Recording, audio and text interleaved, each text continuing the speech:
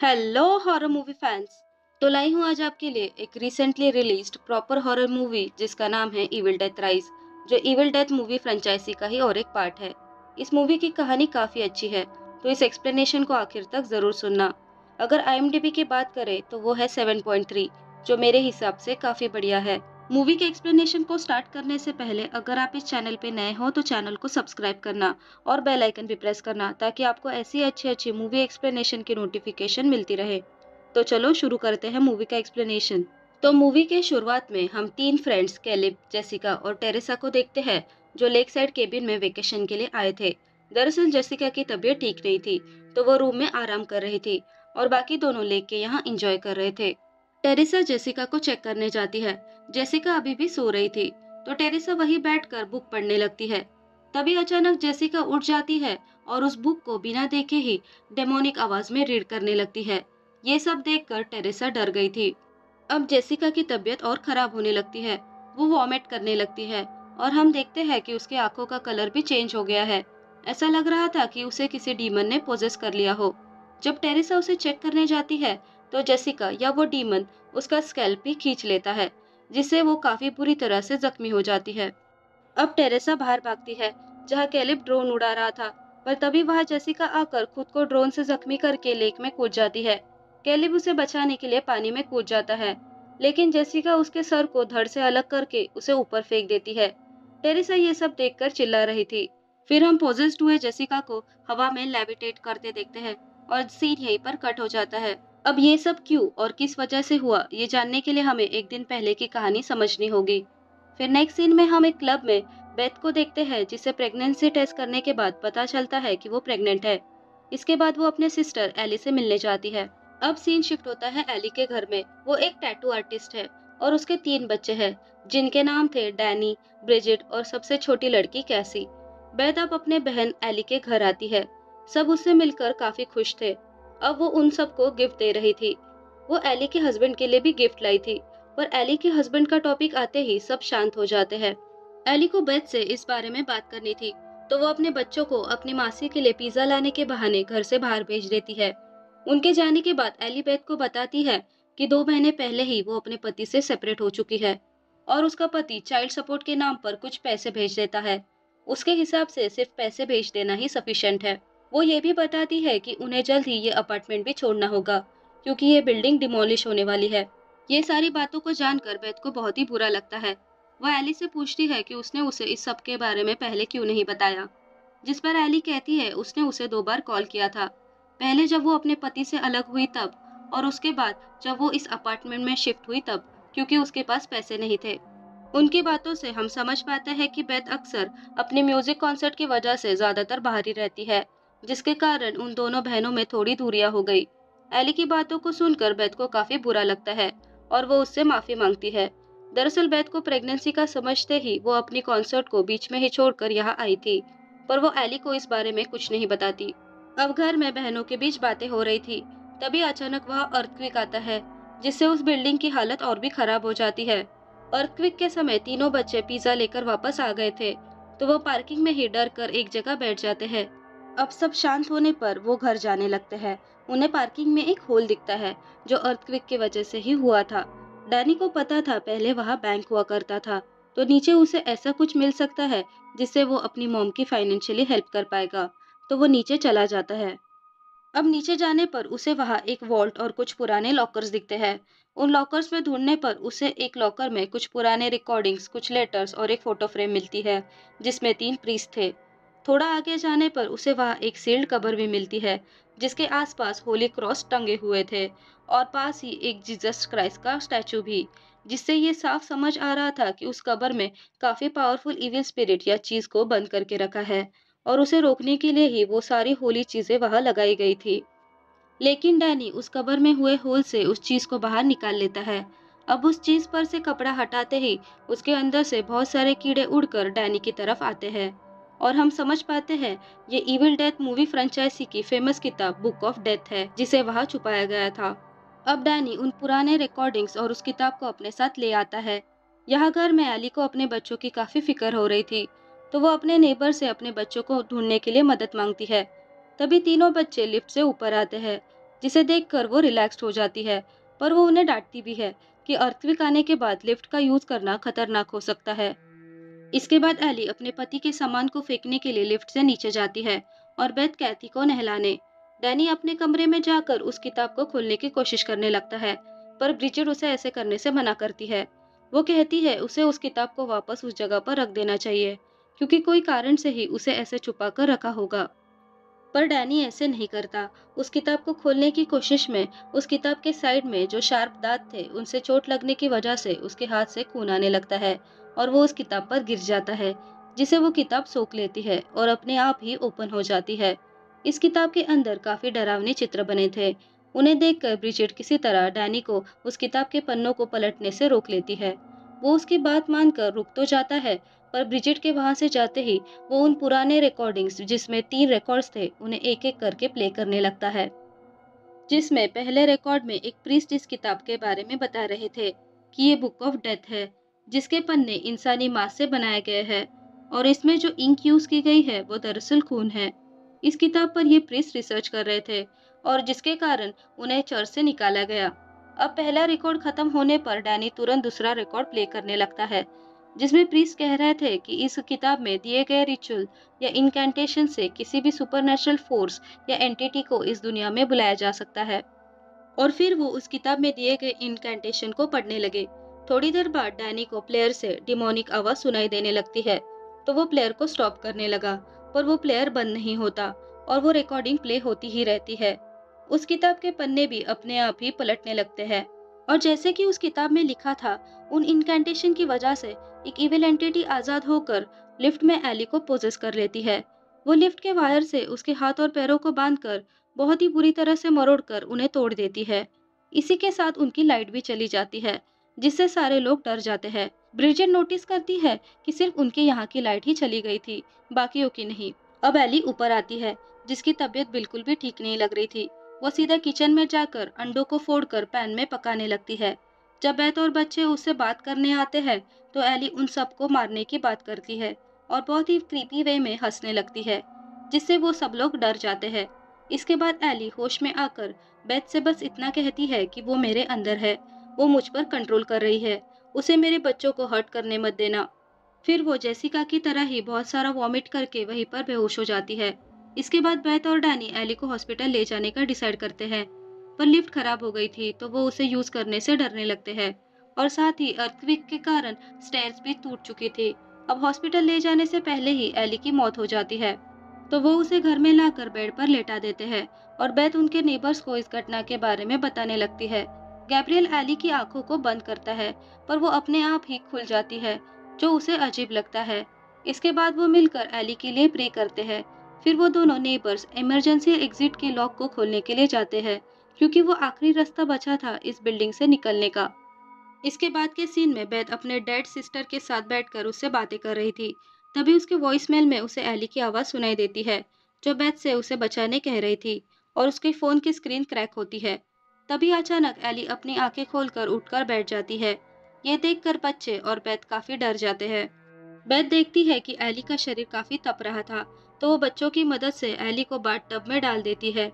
तभी एली पूरी तरह से पोजेस होकर दीवार पर चढ़कर इतना जोर से चिल्लाती है कि बेथ और बच्चे बेहोश होने लगते हैं और वहां पे लगा मिरर भी टूट जाता है। हम देखते हैं बाथटब में का पानी उबल रहा था। वो डिमोनिक आवाज में उनसे कहती है कि वो उन सबको मार देगी और वो उन पर अटैक करने आती है। अब एली उसी मिरर के टूटे कांच से बेथ के हाथ पर स्टैप कर देती है। फिर वो अपने टैटू नीडल से ब्रिजिड के गाल को भी कट करती है। वो उसे मारने ही वाली थी, पर इतने में डैनी उस पर अटैक करके ब्रिजिड को बचा लेता है, जिससे एली काफी चिढ़ जाती है। वो एक अंधेरे कमरे से उन लोगों की तरफ फिंगर पॉइंट करने लगती है, जैसे कि वो अपना अगला टारगेट सिलेक्ट कर रही हो। वो कैसी को सिलेक्ट करती है। इससे पहले कि वो उस पर अटैक करे, इन सारी आवाजों को सुनकर उनके नेबर्स वहां आते हैं। एली का ऐसा रूप देखकर वो घबरा जाते हैं। एली गैब्रियल पर अटैक करके उसके एक आंख को अपने मुंह से ही निकालकर एक दूसरे नेबर पर फेंक देती है। इस मौके का फायदा उठाकर बेथ अपार्टमेंट का डोर बंद करके उसके सामने टेबल को रख देती है, जिससे एली अंदर ना आ पाए। बेथ डोर के आई होल से देखती है कि एली ने गैब्रियल के साथ साथ उनके कई और नेबर्स को भी मार डाला था। मिस्टर फोंडा उसे अपने गन से शूट करते हैं। वो दूर जाके गिरती है, जिससे बेथ को थोड़ी राहत मिलती है। पर एली को तो इविल एंटिटी ने पोजेस किया था, तो वो थोड़ी ऐसे मरेगी। वो फिर से उठकर काफी स्पीड में मिस्टर फोंडा की तरफ आकर उन्हें भी मार देती है। इसके बाद वो आई होल से बेथ को देखने लगती है, जिससे डर कर बेथ डोर से दूर हो जाती है। अब ब्रिजिट और डैनी में बहस होने लगती है। ब्रिजिट कहती है कि ये सब डैनी की वजह से ही हुआ है। जब से उसने वो किताब और रिकॉर्डिंग घर में लाए हैं, तब से ही ये सब शुरू हुआ है। उसने जैसी पिक्चर उस किताब में देखी थी, वैसी ही उनकी मॉम अब हो गई है। बेथ उन्हें शांत करके कहती है कि ये वक्त एक दूसरे से लड़ने का नहीं है। इसके बाद वो डैनी के साथ उस किताब के बारे में जानने के लिए उसके कमरे में पहुंचती है, जिसे देख वो समझ जाती है कि इस किताब के कारण ही ये सारी घटनाएं हुई है। अब बाहर ब्रिजिट भी अजीब बिहेव करने लगती है। जब कैसी के आसपास कोई नहीं होता तो एली उसे मैनिपुलेट करके दरवाजा खोलने कहती है। उसकी बातों में आकर कैसी भी उस दरवाजे को खोल देती है। डोर ओपन होते ही एली कैसी का गला पकड़कर उसे चोक करने लगती है, पर शुक्र है सेफ्टी लॉक लगा था, जिसके कारण एली अंदर नहीं आ पाती। पर कैसी की आवाज सुनकर बेथ और डैनी आकर उसे किसी तरह बचाकर दरवाजे को फिर से लॉक कर देते हैं। अब सीन शिफ्ट होता है ब्रिजेट के रूम में, जहाँ उसके साथ अजीब चीजें होने लगी थी। उसका घाव बढ़ने लगा था। उसके कान, नाक और आंखों से काला लिक्विड आने लगता है, जिसके बाद ही वो पोजेस हो जाती है। जब बेथ उसे चेक करने जाती है तो वो किचन में बैठकर कांच खा रही थी। वो कांच के टुकड़े उसके गले से बाहर भी आ रहे थे। वो बेथ को देखते ही उस पर अटैक करती है। वो ग्रेटर से बेथ का पैर ही छील देती है। इसके बाद वो डैनी और कैसी पर अटैक करने जाती है, तो कैसी अपनी बनाई डॉल की लकड़ी को ब्रिजेट के सर के आर पार ही कर देती है, जिससे ब्रिजेट वहीं पर गिर जाती है। दरअसल ये डॉल कैसी ने खुद बनाई थी और उसका मानना था वो हमेशा उसे प्रोटेक्ट करेगी, और आज उसकी बात सच हो गई। उस हमले में ब्रिजेट मर तो जाती है, पर उन्हें लगता है शायद वो भी एली की तरह थोड़ी देर बाद उठ खड़ी होगी, तो वो अपने सेफ्टी के लिए उसके डेड बॉडी को बेड से अच्छी तरह से बांध देते हैं। फिर बेथ डिसाइड करती है कि वो उन रिकॉर्डिंग्स को सुनेगी, ताकि उन्हें उस सिचुएशन से निकलने का कोई रास्ता मिल पाए। जिस पर डैनी कहता है कि वो पहले ही 2 रिकॉर्ड सुन चुका है, जिसमें उस किताब में दिए हुए इनकैंटेशंस थे, और उन्हीं के वजह से वो इविल स्पिरिट यहाँ आई है। अब बस एक रिकॉर्डिंग बची है, पर इलेक्ट्रिसिटी नहीं थी और प्लेयर भी खराब हो गया था। पर बेथ को प्लेयर ठीक करने आता था, तो वो उसे ठीक करके उस तीसरे रिकॉर्डिंग को हेडफोन लगाकर सुनने लगती है, ताकि सिर्फ वो ही उसे सुन पाए, और अगर उसे सुनने पर कुछ भी बुरा हो तो सिर्फ उसके साथ हो। अब नेक्स्ट सीन में हम देखते हैं एली, जो घर के बाहर थी, उसे वेंट में एक कैट दिखती है, जिससे उसे आइडिया मिलता है कि वो भी उन वेंट्स के थ्रू घर के अंदर जा सकती है। और अब ब्रिजिट भी उठकर अपने आप को बेड से छुड़ा लेती है और सीधा डैनी और कैसी पर अटैक करने जाती है। वो डैनी को उसके पास वाली नाइफ से ही कई बार स्टैब करके उस पर खून की उल्टी करती है, पर डैनी किसी तरह उसे आग लगाकर जला देता है, जिससे ब्रिजिट वहीं पर गिर जाती है। डैनी भी पूरी तरह से जख्मी हो गया था, और अब वो भी मरने के बाद पोजेस हो जाएगा। अब उस रिकॉर्डिंग में प्रीस्ट कहते हैं इस किताब की खोज करना उनकी सबसे बड़ी गलती थी, और ये रिकॉर्डिंग उन सब के लिए वार्निंग है कि अगर आगे जाके किसी को भी ये किताब मिले तो वो उससे दूर रहे। उन लोगों ने भी इस किताब में दिए इनकैंटेशन से एक खतरनाक इविल एंटिटी को रिलीज किया था, और उसी एंटिटी ने प्रीस्ट के साथ जो भी बाकी लोग थे उन्हें मार दिया। वो कहते हैं इस एंटिटी को खत्म नहीं किया जा सकता, उससे सिर्फ दूर भागा जा सकता है। अब एली वेंट से उसी रूम में आती है जहां बेथ उस रिकॉर्डिंग को सुन रही थी। एली उस पर अटैक करती है, पर वो किसी तरह खुद को बचाकर वहां से बाहर भागती है। वो देखती है डैनी अपनी आखिरी सांसें ले रहा था और कैसी सोफे के नीचे छुपी थी। तभी फिर से एली वहां आकर बेथ को मारने की कोशिश करने लगती है। वो समझ जाती है कि बेथ प्रेग्नेंट है, तो वो उसके पेट पर स्क्रैच करने लगती है, ये कहते हुए कि आज वो एक साथ 2 सोल अपने साथ ले जाएगी। तभी कैसी उसे एक सीजर पास करती है, जिसे बेथ एली के मुंह में ही घुसा देती है, जिसकी वजह से एली थोड़ी देर के लिए ही सही वहीं पर रुक जाती है। तो कैसी और बेथ घर से बाहर भागते हैं, लेकिन नीचे जाने का कोई रास्ता ही नहीं था, क्योंकि लिफ्ट खराब थी और स्टेयर्स भी टूटी थी। तो वो मिस्टर फॉन्ड की गन से इमरजेंसी डोर को खोलने का सोचती है, पर तभी वहां एली आती है, तो उसे रोकने के लिए बेथ उसे शूट कर देती है, जिसमें एली का एक हाथ और पैर कट जाता है। अब एली फिर से कैसी को अपनी मीठी बातों से मैनिपुलेट करने लगती है, पर इस बार कैसी उस पर विश्वास नहीं करती। वो उसे कहती है you are not my mom any more. अब एक एक करके सारे लोग पोजेस होकर उठने लगते हैं। वो सब डेथ बाय डॉन और नो वे आउट ये जोर जोर से बोल रहे थे, जिसका मतलब सुबह से पहले सब मर जाएंगे और यहाँ से बचने का कोई रास्ता नहीं है। तो अब उन दोनों के पास लिफ्ट से नीचे जाने के अलावा और कोई ऑप्शन नहीं था। पर लिफ्ट का डोर क्लोज नहीं हो रहा था, क्योंकि उसमें एली के घर और कार की कीज फंसी थी, जो वहां गिरी होंगी जब एली लिफ्ट में पोजेस हुई। कैसी उन कीज को अपने पास रख लेती है। अब नीचे जाते वक्त वो देखते हैं वो सारे लोग एली के पेट को काट कर उसके अंदर मर्ज होने लगते हैं, जिससे वो कई हाथ और पैरों वाला डीमन बन जाता है। और हम देखते हैं कि तब में वही डीमन का पेज ओपन होता है। अब उस लिफ्ट में खून भरने लगता है। जैसे जैसे वो लिफ्ट नीचे जा रही थी, खून भी बढ़ता जा रहा था। अब बेसमेंट में पहुंचने पर लिफ्ट का डोर ओपन होते ही लिफ्ट के अंदर से बहुत सारे खून के साथ कैसी और बेथ भी बाहर आते हैं। ये सीन को देखकर मुझे तो शाइनिंग मूवी का आइकॉनिक लिफ्ट वाला सीन याद आ गया। अब वो दोनों कार से वहां से भागने लगते हैं, पर उनकी कार जमीन पर आए क्रैक में फंस जाती है। तभी वहां वो डीमन आता है, तो उन्हें कार से बाहर भागना पड़ता है। बेथ देखती है उसने जो पार्किंग से बाहर निकलने के लिए डोर खोला था, वो भी बंद होने लगा है। तो वो कैसी को लेकर भागती है और वो उसे पार भी कर लेते हैं। पर एंड टाइम पर एली आकर कैसी को अंदर खींच लेती है, तो उसे बचाने के लिए बेथ फिर से अंदर आती है। एली कैसी को चेनसॉ से मारने वाली थी, तभी बेथ आकर उसे शूट करती है। अब उससे कैसी तो बच जाती है, पर एली के अंदर का डीमन बेथ को ही पकड़ लेता है। अब उन दोनों में फाइट होने लगती है। वो डीमन बेथ को एक बड़े से ग्राइंडर में डालने ही वाला था, पर कैसी जाकर उस मशीन को ही बंद कर देती है। तो मौका पाकर बेथ अपने आप को छुड़ाकर उसी चेनसॉ से डिमोनिक एली को काट डालती है। फिर वो कैसी से मशीन को ऑन करने को कहकर उसी ग्राइंडर में एली की बॉडी को फेंक देती है, जिससे वो सारे लोगों के साथ एली की बॉडी भी खत्म हो जाती है। इसके बाद वो दोनों वहां से निकल जाते हैं। तो अगले दिन हम एक लड़की को स्टेयर से नीचे आते देखते हैं, जो और कोई नहीं जेसिका ही थी, जिसे हमने मूवी के स्टार्टिंग में देखा था। वो इसी बिल्डिंग में कोई और फ्लोर पर रहती थी। अब वो टेरिसा से वीडियो कॉल पर बात कर रही थी।